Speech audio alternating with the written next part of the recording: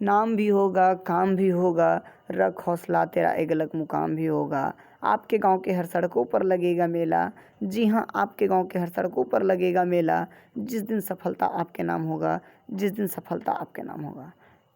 Hello विद्यार्थियों, आप सभी का स्वागत है आपका अपना यूट्यूब चैनल सर्वोदया ऑनलाइन क्लासेस में। आज हम लोग इस वीडियो में देखने वाले हैं क्लास 11th के हिस्ट्री सब्जेक्ट का संपूर्ण अध्याय का जो है एनसीईआरटी का निचोड़ एमसीक्यू, जो आपके एग्ज़ाम के दृष्टिकोण से काफ़ी महत्वपूर्ण है। तो आप लास्ट तक वीडियो में बने रहे और पूरा एनसीईआरटी का निचोड़ जो इम्पॉर्टेंट वीवीआई क्वेश्चन है आप उसे देखने का प्रयास करें। सबसे पहले जो है इसमें से कुछ का आंसर जो आप देने का प्रयास कीजिएगा और अपने आप को जो है ये ज़रूर जज कीजिएगा कि हमारा प्रिपरेशन किस हद तक है, और जो क्वेश्चन आपको क्लियर नहीं होगा उसे आप ज़रूर याद करते चलिएगा। देखिए पहला क्वेश्चन आपको स्क्रीन पर दिख रहा होगा कि जैव उद्विकास सिद्धांत का जनक किसे माना जाता है।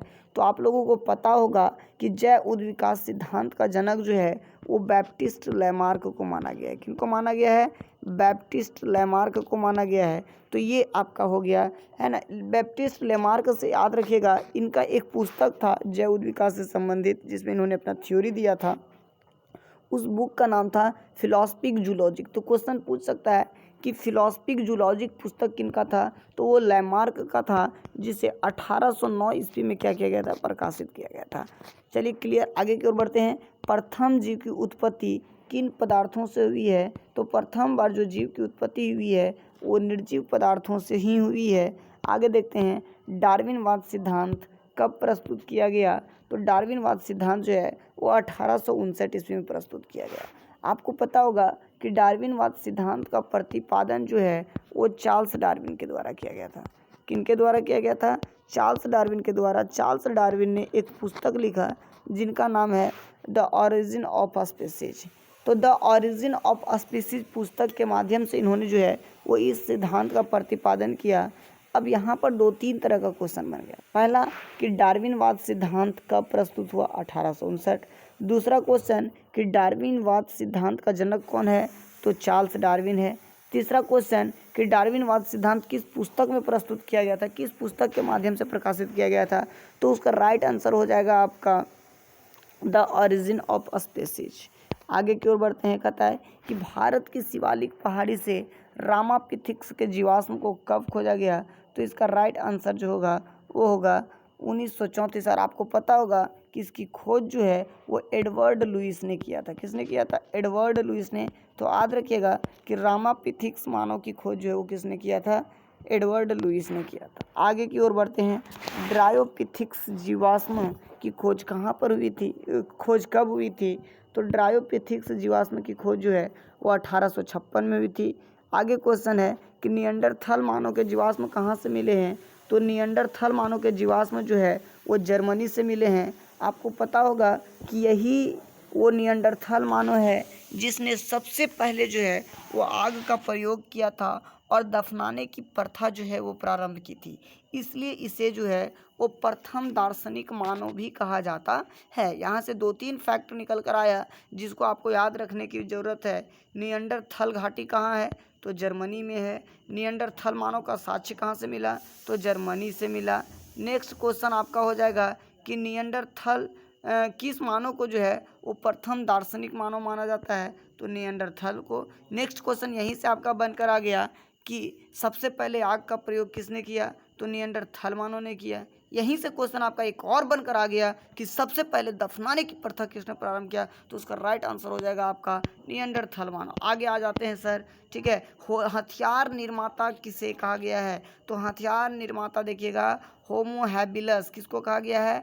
होमो हैबिलस को कहा गया है। याद रखिएगा होमो इरेक्टस एक है भाई साहब। होमो इरेक्टस जो है वो सीधे पैरों पर खड़ा होकर चलने के लिए फेमस है, और होमो हैबिलस जो है ना, होमो हैबिलस जो है डियर स्टूडेंट वो आपका जो है हथियार बनाने के लिए फेमस है। आपको बता दें कि होमो हैबिलस, होमो इरेक्टस है ना, ये दोनों का दोनों आपका जो है वो किसका ब्रांचेज है, होमोनिड का ब्रांचेज है, ठीक है, होमोनिड की शाखा है। आगे देखिए पीकिंग मानव, पीकिंग मानव का साक्ष्य कहाँ से मिला, आप लोग को पता होगा पीकिंग घाटी कहाँ पर है, चीन में भाई साहब। तो पीकिंग मानव का साक्ष्य कहाँ से मिला, चीन से मिला। आगे देखिएगा खड़े होकर चलने वाले मानव को क्या कहा गया, एकदम बिल्कुल फाड़ दो इसको, ठीक है, खड़े होकर चलने वाले मानव को होमो इरेक्टस। हम पहले ही बताए डिस्क्रिप्शन में, आपको पहले ही बताए अभी हम एक्सप्लेनेशन में कि खड़ा होकर चल रहा है कौन, होमो इरेक्टस। और होमो हैबिलस क्या बनाया, हथियार, उसको याद रखिएगा, हैबिलस से हैवी तरीका का औजार बना दिया कौन, होमो हैबिलस। होमो का होमो किस भाषा का शब्द है, तो होमो जो है भाई साहब आपका लैटिन भाषा का शब्द है, ठीक है। होमो क्या अर्थ क्या होता है, मानव, होमो का अर्थ क्या होता है, मानव। आगे देखिएगा क्वेश्चन कहता है कि होमो सैपियंस का अर्थ क्या होता है, तो होमो सैपियंस का मतलब है भाई आधुनिक मानव देगा ऑप्शन में, या तो चिंतनशील मानव देगा, है ना, या तो आधुनिक मानव देगा, तो पकड़ा जाएगा, कोई दिक्कत नहीं होना चाहिए, ठीक है। आगे की ओर बढ़ते हैं। नवजीव युग का तीसरा काल किस नाम से जाना जाता है, तो यह नवजीव युग का जो तीसरा काल जो है वो अल्प नूतन काल के नाम से जाना जाता है। आगे की ओर बढ़ते हैं। जीवों की उत्पत्ति की सर्वप्रथम विवेचना करने का क्रेडिट किनको जाता है, चार्ल्स डार्विन को ना, चार्ल्स डार्विन। कमेंट कीजिए याद है तो, चार्ल्स डार्विन ने अपना डार्विनवाद सिद्धांत कब दिया है। लेमार्क ने फिलॉसफी ऑफ जूलॉजी पुस्तक का प्रकाशन किया, ये तो एकदम बिल्कुल फाड़ने वाली सवाल है, अभी मैंने बताया, है ना। आगे की ओर बढ़ते हैं। नवजीव युग को कितने काल में बांटा गया है, तो ये बिल्कुल एकदम 7 काल, नवजीव युग 7। अब भाई आप 7 दोगे तब तो मेरा जीवन होगा, ठीक है। 7 नवजीव युग 7 कालों में बांटा गया, जिसका कोई लिखित इतिहास नहीं वो क्या कहलाता है, प्राग इतिहास। जिसका कोई लिखित नहीं वो प्राग इतिहास, जिसका लिखा हुआ मिला लेकिन पढ़ नहीं पाया वो आद्य इतिहास, और जिसका लिखा हुआ मिला और पढ़ भी लिया उसको हम लोग कहते हैं आधुनिक, यानी कि इतिहास, ठीक है। आगे की ओर देखते हैं। जिस समय मानव पत्थर का प्रयोग करते थे उस युग को क्या कहते हैं, तो मानव जिस समय पत्थरों का प्रयोग करते थे उसी युग को हम लोग पाषाण युग कहते हैं। पूरा पाषाण काल को कितने भाग में बांटा गया, 3 भाग में। आप लोगों को पता होगा पूरा पाषाण काल 3 भाग में है ना, उच्च पूरा पाषाण काल, मध्य पूरा पाषाण काल और निम्न पूरा पाषाण काल। आगे देखिए भाई साहब आपका है कि पूरा पाषाण युग में मानव ने सबसे महत्वपूर्ण चीज़ क्या सीखी, तो भाई साहब याग जलाना। क्या, याग जलाना, बहुत इंपॉर्टेंट, आग जलाना सीखा। आग जलाने से पहले भाई साहब कच्चा मांस खाते थे, लेकिन पूरा पाषाण काल में इन्होंने क्या किया, आग जलाने का ज्ञान प्राप्त किया। नव पाषाण युग और पूरा पाषाण युग के बीच के युग को क्या कहते हैं, तो भाई साहब उसको हम लोग कहते हैं मध्य पाषाण युग। क्या बोलते हैं, मध्य पाषाण युग। और मध्य पाषाण युग की विशेषता क्या है भाई साहब, तो यहाँ पर आपका पशुपालन प्रारंभ हो गया। क्या प्रारंभ हो गया भाई साहब, पशुपालन प्रारंभ हो गया। और ये पशुपालन में सबसे पहले किसको पालतू पशु बनाया गया, तो याद रखना भाई, है ना, ये तो कुत्ता एकदम कोई नहीं भूलना चाहिए। आगे की ओर बढ़ते फटाफट। मध्य पाषाण युग में लोग क्या करते थे, ये तो क्लियर हो जाएगा। जीनस शब्द के लिए हिंदी में किस शब्द का प्रयोग किया जाता है, जीनस मीन्स वंश हेरिडिटी, है ना। आगे की ओर देखते हैं कि पृथ्वी पर 3 अरब वर्ष पूर्व सूक्ष्म जीवों का आविर्भाव किस युग में हुआ, तो उसको हम लोग बोलते हैं प्राचीन युग, जीव युग। प्राचीन जीव युग के बाद आया है आपका प्रारंभिक जीव युग। आज का मानव किस प्रजाति का है, होमोसेपियंस, बिल्कुल राइट आंसर हो जाएगा इसका। नर और मादा के सहयोग से उत्पन्न जीवों के समूह को क्या कहते हैं, स्पीसीज। स्पीसीज नहीं रहेगा तो ध्यान रखिएगा प्रजाति आपका रहेगा ऑप्शन, स्पीसीज नहीं रहेगा तो आपका प्रजाति रहेगा। आगे देखिए, आगे एकदम बढ़ते जाइए फटाफट फटाफट, है ना। आप लोग जजमेंट भी कीजिए कितना क्वेश्चन जान रहे हैं। On the origin of species नामक पुस्तक किसने लिखी, है ना, गर्दा फाड़ के बताओ। ये आपका चार्ल्स डार्विन होगा ना, चार्ल्स डार्विन।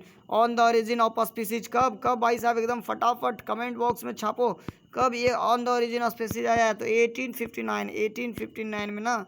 आगे की ओर बढ़ते हैं। आग का प्रयोग सर्वप्रथम फाड़ देना, अभी मैंने बताया नियंडर स्थल, है ना। निम्नलिखित में से किस देश से गुफा के चित्र मिले हैं, तो आपका स्पेन हो जाएगा। प्रथम दार्शनिक मानव किसे माना जाता है, ये भी अभी मैंने बताया नियंडरथल मानव को माना जाता है। चीन में पिकिंग मानव की खोज किसने की, तो 3 लोगों ने किया था भाई, एंडरसन, डब्ल्यू और डेविडसन ब्लैक, ठीक है, याद रखिएगा। आगे की ओर बढ़ते हैं। वैज्ञानिकों के अनुसार पृथ्वी की आयु कितनी है, तो 4 अरब 70 करोड़ वर्ष, है ना, 4 अरब 70 करोड़ वर्ष जो है वो पृथ्वी की आयु है ना। आगे देखिएगा, मानव के द्वारा खोजा जाने वाला सबसे पहला धातु क्या था, तांबा, भाई साहब सबसे पहले तांबा, तांबा के बाद आ गया टीन, टीन के बाद आ गया आपका कांसा। तब इसका ट्रिक याद रखिएगा, ताटिका, तांबा टीना कांसा, ताटिका, तांबा टीना कांसा। चलिए फटाफट फटाफट आगे बढ़ते हैं। भोजन की तलाश करने की प्रक्रिया को क्या कहा जाता है? तो भोजन की तलाश करने की प्रक्रिया भाई आपका रसदखोरी कहलाएगा, है ना, रसदखोरी आपका कहलाएगा भोजन की तलाश करने का। फटाफट एकदम बिल्कुल ये सब एकदम हलवा है, हलवा उड़ा देना एकदम, कल पेपर में एकदम फाड़ के आना है आप लोग को। मिट्टी के बर्तनों का निर्माण करने का प्रचलन किस काल में हुआ? तो याद रखिएगा नवपाषाण काल। किस काल में? नवपाषाण काल। देखो भाई आप लोग तीनों का विशेषता याद रखो। प्राचीन पाषाण काल 3 भाग में बढ़ गया। पूरा पाषाण काल पहला, दूसरा मध्य पाषाण काल, तीसरा आपका नवपाषाण काल। क्वेश्चन पहला तो यही छप जाएगा आपका कि पाषाण काल को कितने भाग में बांटा गया? तो भाई 3 भाग में बांटा गया। पूरा पाषाण काल, मध्य पाषाण काल, निम्न पाषाण काल। पूरा पाषाण काल की विशेषता बता दीजिए। तो उस समय लोग जो आखेटक एवं संग्रहक का काम करते थे, आखेट एवं संग्रहण का काम करते थे। आखेटक मतलब कहने का मतलब क्या हो गया? शिकारी का काम करते थे। आगे यदि हम लोग देखें तो इसी पूरा पाषाण काल में भाई साहब आपका आग का खोज हुआ डियर स्टूडेंट, आग का खोज। उसके बाद मध्य पाषाण काल में देखें तो पशुपालन प्रारंभ हुआ, और वहाँ पर हम लोग देखेंगे कि सबसे पहला पालतू पशु कुत्ता को बनाया गया। और नवपाषाण काल जो सबसे लेटेस्ट है उसमें हम लोग क्या देखेंगे? कृषि का विकास हो गया भाई, वहाँ पर आपका चाक का विकास हो गया, पहिया का विकास हो गया, है ना। तो चलिए आगे की ओर बढ़ते हैं। अब आपका सेकेंड चैप्टर आ गया लेखन कला और शहरी जीवन। लेखन कला शहरी जीवन यानी कि मेसोपोटामिया सभ्यता से भाई फाड़ के रख देना। मेसोपोटामिया सभ्यता एकदम टुकड़ा टुकड़ा हो जाना चाहिए। मेसोपोटामिया सभ्यता की खोज कब आरंभ हुई? 1840 के दशक में। बिल्कुल राइट आंसर है, 1840 के दशक में इसकी खोज प्रारंभ हुई। और सबसे पहले बताइए, आप लोग का क्वेश्चन है, कमेंट बॉक्स में इसका आंसर दीजिएगा कि मेसोपोटामिया सभ्यता के किस स्थल का जो उत्खनन सबसे पहले प्रारंभ किया गया था। चलिए आगे की क्वेश्चन की ओर बढ़ते हैं कि विश्व की सबसे प्राचीनतम सभ्यता कौन सी है? तो याद रखिएगा मेसोपोटामिया सभ्यता है सबसे प्राचीनतम सभ्यता, मेसोपोटामिया। लेकिन भाई साहब यदि पूछते कि भारत की सबसे प्राचीनतम सभ्यता कौन है, तो भारत का याद रखिएगा, भारत का हो जाएगा हड़प्पा सभ्यता, ठीक है। लेकिन विश्व का कौन हो जाएगा? मेसोपोटामिया। मेसोपोटामिया याद रखिएगा ये आपका जो भाई साहब दजला और फरात नदी के किनारे बसा हुआ था। कहाँ पर? दजला और फरात नदी के जो है वो मध्य में बसा हुआ था, ठीक है। याद रखिएगा नेक्स्ट क्वेश्चन यहाँ से कि दजला और फरात नदी कहाँ पर गिरती है? तो भाई साहब ये आपका जो है वो पर्शियन खाड़ी में, फारस की खाड़ी में गिरती है ना। चलिए आगे देखिएगा, मेसोपोटामिया शब्द की उत्पत्ति किस भाषा से हुई है? तो भाई साहब ये यूनानी भाषा से हुई है, और ये दो शब्द से मिलकर बना है, मेसोस जोड़ पोटामस। मेसोस जोड़ राइटिंग देखिएगा बिल्कुल इस तरह से लिखा हुआ फंसाएगा आपको, है ना। बिल्कुल देख लीजिए, शुद्ध शुद्ध इसी तरह से लिखा होना चाहिए, मेसोस जोड़ पोटामस, ठीक है। इसी से आपका बना हुआ है मेसोपोटामिया। मेसोपोटामिया का शाब्दिक अर्थ क्या होता है भाई साहब आप बताइए, ठीक है। मेसोपोटामिया का शाब्दिक अर्थ 2 नदियों के मध्य भूमि। आगे की ओर बढ़ते फटाफट। लेखन कला एवं शहरी जीवन का विकास किस सभ्यता से मानी जाती है? तो ये आपका है मेसोपोटामिया सभ्यता, है ना। आपको बता दूं कि मेसोपोटामिया सभ्यता जो है वो आधुनिक समय में आपका जो है वो इराक में विकसित हुआ था। कहाँ पर हुआ था? इराक में विकसित हुआ था। आगे क्वेश्चन है भाई साहब कि यहाँ पर टाइपिंग एरर है थोड़ा सा। मेसोपोटामिया की खोज करने का श्रेय कहाँ के विद्वानों को जाता है? तो ब्रिटिश एवं फ्रांस के विद्वानों को जाता है। कहाँ के लोगों को? ब्रिटिश एवं फ्रांस, ठीक है। ब्रिटिश भाई समझिएगा, ब्रिटिश यानी कि इंग्लैंड भी दे देगा, तो बहुत लोग मिस्टेक कर जाते हैं कि ब्रिटेन अलग है इंग्लैंड अलग है। बिल्कुल नहीं, ब्रिटिश इंग्लैंड सेम है। बेबीलोनियन लिपि को पढ़ने का सफलता किस विद्वान ने सबसे पहले प्राप्त किया? तो हेनरी रॉलिंसन। किसने? हेनरी रॉलिंसन ने। आगे देखते हैं जल प्लावन की घटना में किस पात्र का जिक्र है? तो आपको बता दें जल प्लावन की घटना में जो है वो नोवा नाम के एक पात्र का जिक्र है, जिसके बारे में बताया गया है कि जब बहुत ज़्यादा बारिश हुआ था तो ईश्वर ने इसी नोवा को भेजा था, और इसने नाव बनाकर हर एक प्रजाति के एक एक जोड़ी को रख लिया। वहाँ से जो है वो जीव का अस्तित्व बच गया। जल प्लावन की घटना का वर्णन किस ग्रंथ से मिलती है? तो ओल्ड टेस्टामेंट की बुक ऑफ जेनेसिस से मिलती है। आपको पता है भाई साहब कि बाइबल जो है वो ईसाइयों का पवित्र धर्म ग्रंथ है। जैसे कुरान इस्लाम का, उसी प्रकार से बाइबल आपका जो है वो ईसाइयों का पवित्र धर्म ग्रंथ है भाई साहब। और आपको पता होनी चाहिए कि ये बाइबल जो है आपका दो भाग में, पहला ओल्ड टेस्टामेंट और दूसरा आपका हो गया न्यू टेस्टामेंट। ठीक है, तो क्वेश्चन पूछेगा ओल्ड टेस्टामेंट न्यू टेस्टामेंट किसका भाग है, तो एकदम खोपड़ी में छेद करके एकदम घुसा देना उसको। ठीक है, कि ओल्ड टेस्टामेंट और न्यू टेस्टामेंट आपका जो है वो आपका बाइबल का भाग है। आगे देखते हैं मेसोपोटामिया सभ्यता की पहली भाषा क्या थी। तो मेसोपोटामिया सभ्यता की पहली भाषा भाई साहब सुमेर थी। आपका क्वेश्चन है कि सुमेर जाति के लोग कहाँ से मेसोपोटामिया में आए थे, तो ये मध्य एशिया से आए थे भाई साहब, कॉकेकस पर्वत से आए थे। ठीक है, आगे की ओर बढ़ते हैं। मेसोपोटामिया सभ्यता की आरंभिक सभ्यता क्या थी। चलिए कोई बात नहीं, इसका आंसर नहीं टाइपिंग किया गया है, लिख लीजिए सुमेरियन, है ना। पहला सभ्यता कौन था, सुमेरियन। आपको बता दूं सबसे पहले सुमेरियन आया, सुमेरियन के बाद अकादियन जिसको बेबीलोनियन कहते हैं, और थर्ड आपका भाई साहब असीरियन। यानी यही तीन सभ्यताओं का सम्मिलित रूप आपका मेसोपोटामिया सभ्यता है। आगे देखिए, एकदम खोपड़ी में छेद करने वाला क्वेश्चन है।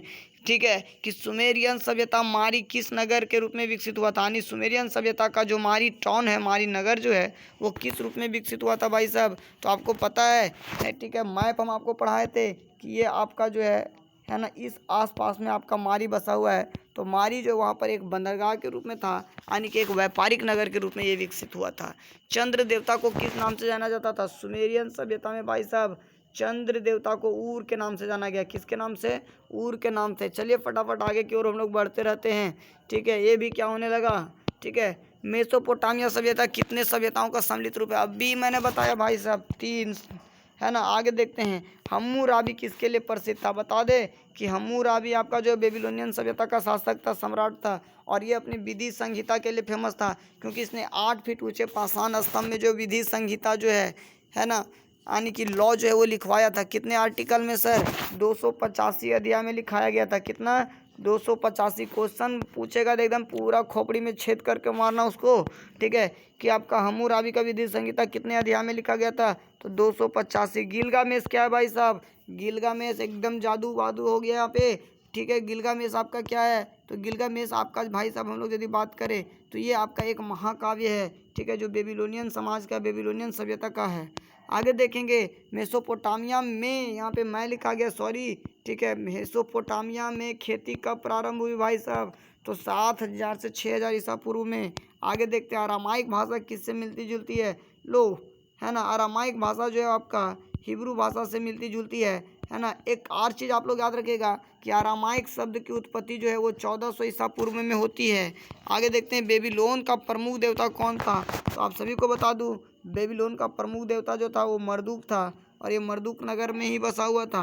वारका शीर्ष का प्रमाण कहाँ से मिला था भाई साहब, सबसे पहले तो दिमाग में ये लाइए कि ये वारका शीर्ष क्या है। तो वारका शीर्ष जो है वो सफ़ेद संगमरमर से बनी हुई एक नारी की प्रतिमा मिली थी। ठीक है, इसका प्रमाण जो है वो उरुक से मिला था भाई। डजला एवं फरात नदियाँ कहाँ पर गिरती है, तो मैंने शुरू में बताया फारस की खाड़ी में, ठोक दो इसको।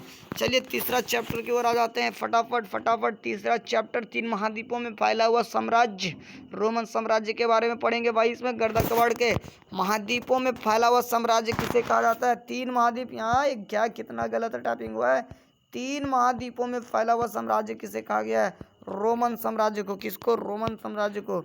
रोमन साम्राज्य का हृदय किसको कहा गया, the heart of Roman empire किसको कहा गया है भाई साहब, ये भूमध्य सागर को। किसको कहा गया है, भूमध्य सागर को कहा गया है। आगे बढ़ते फटाफट। रोमन साम्राज्य की पूर्वी बिंदु क्या थी, तो सीरिया इसकी जो है वो पूर्वी बिंदु थी। आगे देखेंगे, रोमन साम्राज्य का उदय कब हुआ। रोमन साम्राज्य का उदय जो है वो 27 ईसा पूर्व में हुआ। आगे की ओर बढ़ते हैं, रोम नगर की स्थापना कब हुई, 753 ईसा पूर्व में। किसने किया, आपको पता होगा कि रोम्यूलस। किसने, रोम्यूलस ने। मार्स का जो बड़ा बेटा था रोम्यूलस, और रोम्यूलस ने रोम नगर का स्थापना किया। तो रोम नाम क्यों रखा, क्योंकि इसका लालन पालन जो रोम्यूलस का लालन पालन जो है वो रोमा देवी नामक जो है वो देवी ने की थी, रोमा नामक देवी की थी, इसीलिए इसका नाम रखा रोम। ठीक है, आपको पता होगा कि रोम्यूलस का भाई भी था एक, जिसका नाम था रोमस। ठीक है, क्या नाम था भाई साहब, रोमस। आगे बढ़ते हैं, रोम नगर किस नदी के किनारे बसा हुआ है भाई साहब, ये टाइबर नदी के किनारे बसा हुआ है। किस नदी के किनारे, टाइबर नदी के किनारे बसा हुआ है रोमन साम्राज्य। एक चीज़ याद रखिएगा, रोम नगर को जो है वो 7 पहाड़ियों का देश भी कहा जाता है, 7 पहाड़ियों से घिरा हुआ नगर भी कहा जाता है। ठीक है, रोमन साम्राज्य का प्रथम शासक किनको माना जाता है भाई साहब? तो ये ऑक्टेवियन को माना जाता है, अगस्टस को, ऑक्टेवियन अगस्टस, है ना, अगस्टस तो उनको उपाधि दिया गया था भाई साहब। इम्परेटर का अर्थ क्या होता है? विजय सेनापति। इम्परेटर का उपाधि किसको दिया गया था सर? अगस्टस को, ऑक्टेवियन को दिया गया था। इसके अलावे जो है वो प्रिंसेप का भी उपाधि इनको दिया गया था। किस शासक के काल को रोमन साम्राज्य का स्वर्णिम युग कहा जाता है? एकदम ये क्वेश्चन तो बिल्कुल फाड़ने लायक है भाई साहब। किस शासक के काल को रोमन साम्राज्य का स्वर्णिम युग कहा जाता है? तो अगस्टस के काल को। अगस्टस के काल बताइए आप लोग भाई साहब, कब से कब तक रहा है? अगस्टस का काल एकदम बिल्कुल याद रखिएगा, 27 बीसी से लेकर आपका 14 बीसी तक, यानी कि 27 ईसा पूर्व से लेकर 14 ईसा पूर्व तक जो भाई साहब इसका काल रहा है। पेपायरस का पत्ता कहाँ मिलता? तो आपको पता होगा कि रोमन साम्राज्य का ये भी एक ऐतिहासिक स्रोत है जानने का, पेपायरस का पत्ता। ये पेपायरस का पत्ता मिलता था नील नदी के किनारे। कहाँ पर? नील नदी के किनारे भाई साहब। फटाफट आगे बढ़ते हैं। अगस्टस की मृत्यु कब हुई? 1400 ईसा पूर्व में अगस्टस, है ना। द रोमन नियरेस्ट, है ना, द रोमन नियरेस्ट पुस्तक किसकी है? ये फार्गस मिलर की पुस्तक है भाई साहब। बिल्कुल एकदम बने रहिए, लास्ट तक बहुत मजा आने वाला है। पूरा चैप्टर का सीरीज इसमें हम लोग निचोड़ कर फेंकेंगे, ताकि इससे क्वेश्चन आपका बाहर एग्जाम में आए नहीं। बिल्कुल। भारत विजय की सपना किस रोमन शासक देख रहा था? देखिए, द रोमन नियरेस्ट जो पुस्तक था उसी में जो है वो बताया गया कि ट्राजन जो था वो भारत विजय की सपना देख रहा था। और इस पुस्तक की रचना किसने किया भाई? फार्गस मिलर ने किया। आगे देखेंगे, किस रोमन सम्राट ने ईसाई धर्म को राजधर्म घोषित किया? तो भाई साहब वो कोई और नहीं है बल्कि 4वीं सदी का जो शासक है कॉन्स्टेंटाइन महान, वो है। आगे देखते हैं, कुस्तुनतुनिया नगर की स्थापना किसने किया? तो ये कॉन्स्टेंटाइन महान ने ही किया है। ठीक है, और ये कुस्तुनतुनिया नगर जो है, ध्यान दीजिएगा, ये कुस्तुनतुनिया नगर को जो है वो पहले किस नाम से जाना जाता था? तो इसको जो बाइजेंटाइन के नाम से जाना जाता था। फटाफट आगे देखिएगा, 16 क्वेश्चन नंबर। अभी हम लोग जो है 3rd चैप्टर में चल रहे भाई, अभी और भी बचा हुआ है ना। अभी 9 चैप्टर आपका बचा हुआ है।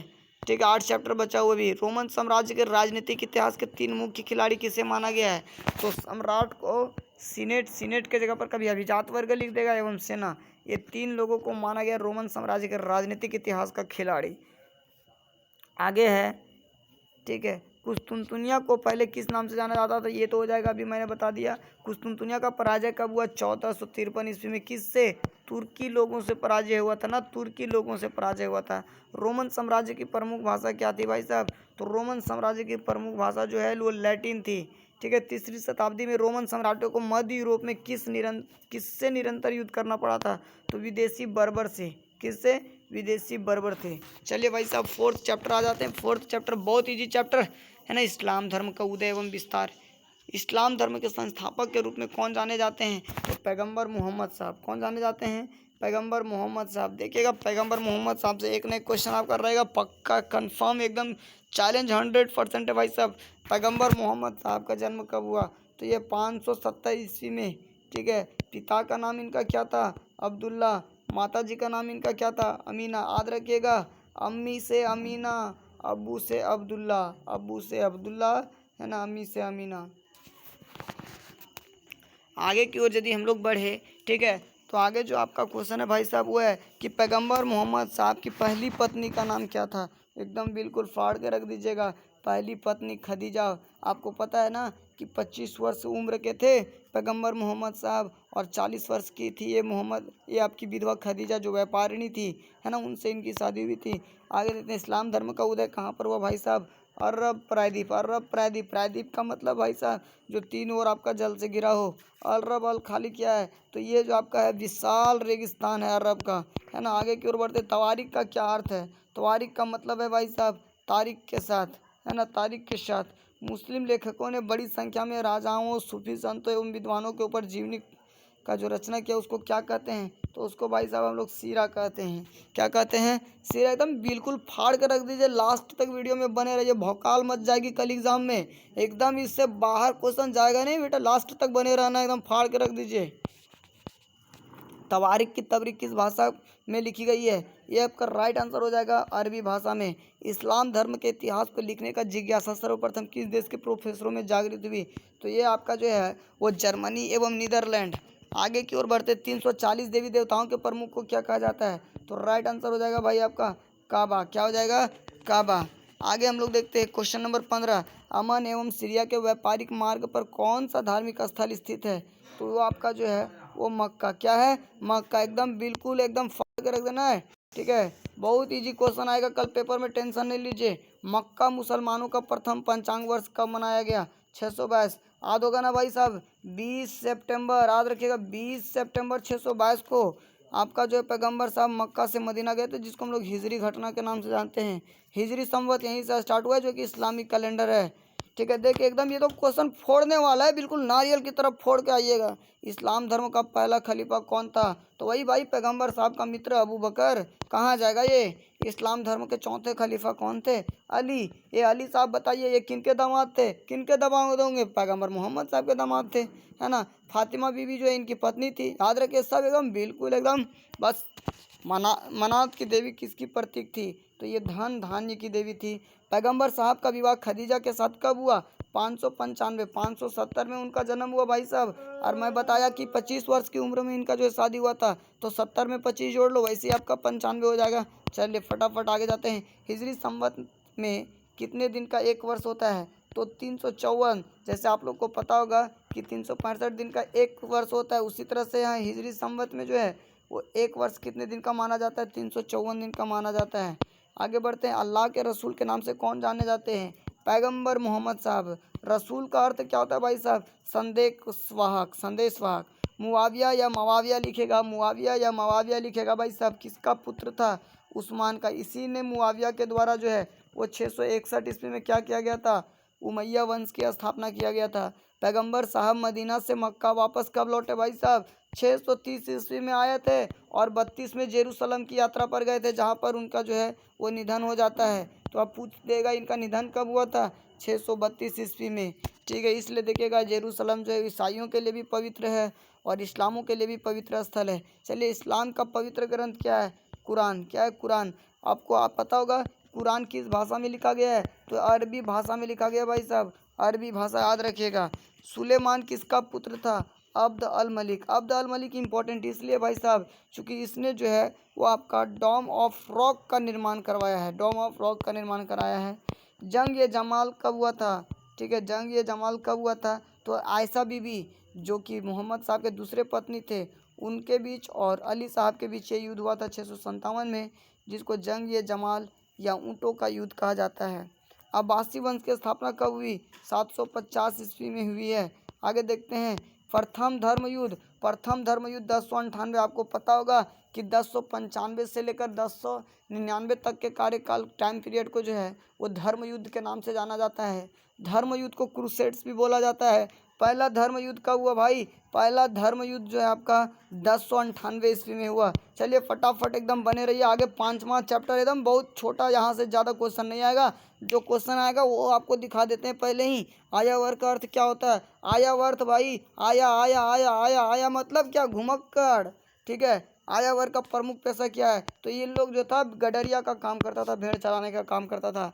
बर्बर यूनानी भाषा के किस शब्द से लिया गया है? तो बारबोरस शब्द से लिया गया है। फ्रांस का प्राचीन नाम क्या था भाई? गॉल। आपको पता होगा कि जर्मनी के फ्रैंक जनजाति के लोगों ने फ्रांस की स्थापना किया है। ठीक है, चंगेज खान का जन्म कब हुआ? चंगेज वो आपका 1162 में। इसका बचपन का नाम क्या था भाई साहब? है ना, कमेंट बॉक्स में छाप डालो तिमुचिन का, है ना, तिमुचिन का नाम छाप डालो पूरा।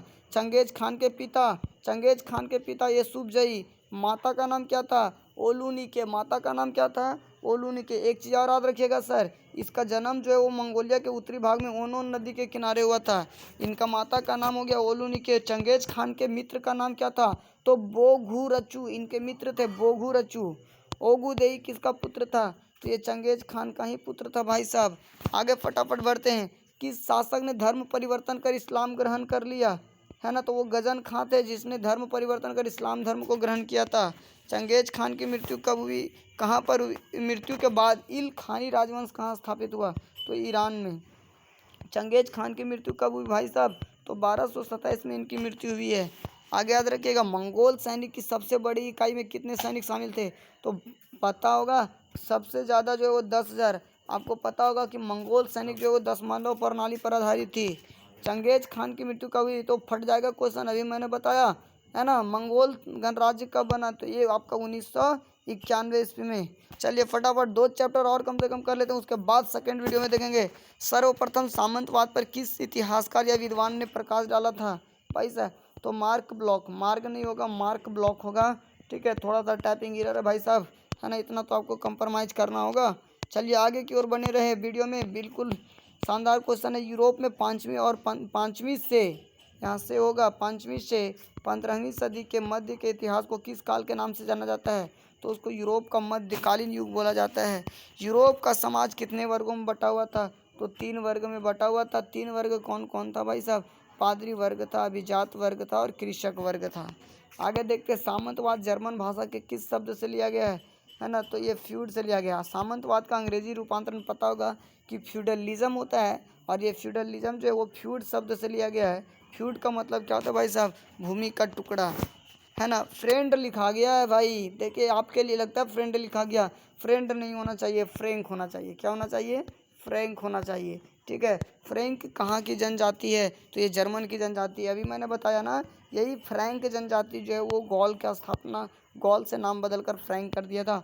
पुरुष भिक्षु को किस नाम से बोला जाता है, मोंक, पुरुष भिक्षु को मोंक और महिला को नन। इन लोग जहाँ पर रहते हैं उसी को कहते हैं एबी या मठ या मोनेस्ट्री। ठीक है, मोनेस्ट्री ग्रीक भाषा के किस शब्द से निकला है, तो मोनेस शब्द से निकला है। आगे देखते हैं, सर्प किसे कहा जाता है, तो सर्प जो है वो भाई साहब भूदास को कहा जाता है। सामंतों के घर को क्या कहते हैं, मेनर, बिल्कुल फार्म हाउस टाइप का रहता था मेनर। 5 क्या है भाई साहब, 5 मतलब जागीर, 5 मतलब क्या हो गया, जागीर। कृषकों के द्वारा चर्च को अपनी उपज का 10वां भाग, यहाँ पे 10वां भाग होगा, 10वां लिख दिया है, 10वां भाग जो है वो देना पड़ता था, जिसे क्या कहा जाता था, तो उसको भाई साहब टीथ कहा जाता था, टीथ, है ना। द कैंटरबरी टेल्स की रचना किसने किया, तो चासर ने किया। पोप किसे कहा जाता है, तो पोप जो ईसाई धर्म के सर्वोच्च धार्मिक नेता को कहा जाता है भाई। ईसाई धर्म में, ईसाई धर्म का प्रथम पोप किसको माना जाता है, तो गिरोगरी प्रथम को। किसको भाई साहब, गिरोगरी प्रथम। 7वां चैप्टर देख लीजिए, परिवर्तित। थोड़ा सा और बर्दाश्त कीजिए भाई साहब, पता है कि आपको पढ़ने में मन नहीं लग रहा होगा, लेकिन आज भर पढ़ लीजिए, कल आपका राज ही राज होगा। आज भर पढ़ लीजिए, बिल्कुल आज भर। ठीक है, पुनर्जागरण काल की शुरुआत कहाँ से हुई, तो इटली के फ्लोरेंस, इटली के फ्लोरेंस शहर से शुरुआत हुई। पुनर्जागरण काल का अग्रदूत किसे माना जाता है, तो ये आपका जो है वो दांते को माना जाता है भाई साहब। किसको, दांते, है ना। दांते महान कवि हैं इटली के। जैकब बर्कहार्ट किसके शिष्य थे, तो ये जो है वो लियोपोल्ड वान राके के शिष्य थे। लियोपोल्ड वान राके के शिष्य थे कौन, Jacob Burckhardt. Jacob Burckhardt right का जो है वो पुस्तक था दी सिविलाइजेशन ऑफ द रेनेसा, इन्हीं का पुस्तक है, इन इटली।